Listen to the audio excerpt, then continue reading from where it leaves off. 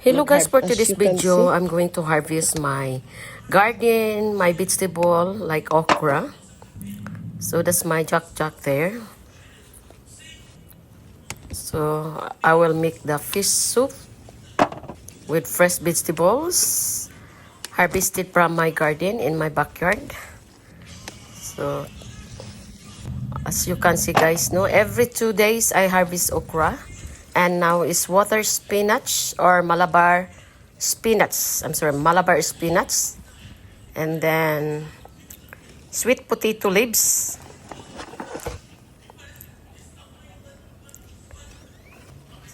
So every time I cook food or mix of fish soup or meat, I only come to my backyard and grab some fresh vegetables so I can mix soup. So that's my jack, and also I put lemongrass.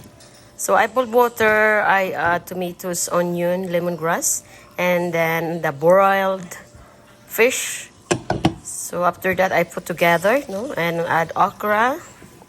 It's really delicious, and also I add beef stock or beef powder and black pepper and a little bit of salt, fish sauce.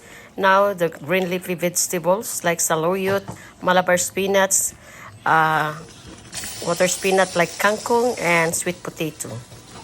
So it's very healthy and delicious. So as you can see, it's boiling now. It's ready to serve.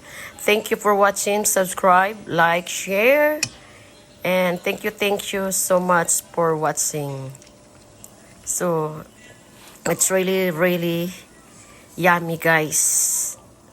It's too much vitamins, nutritious food, and very healthy. It's rich of fiber, potassium, calcium, everything. Vitamin D, vitamin C, and also that's fish soup that which I broiled. It's very healthy, guys. No, I don't put anything oil because that is broiled.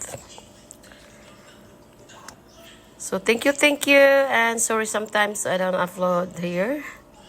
So don't forget to push the notification bell so every time I upload my video, you're always updated.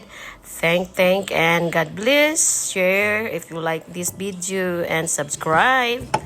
And as you can see guys, our soup is ready to serve. You can eat with a sweet potato or rice, but I eat that with brown rice. So as you can see, my granddaughter, she loves soup.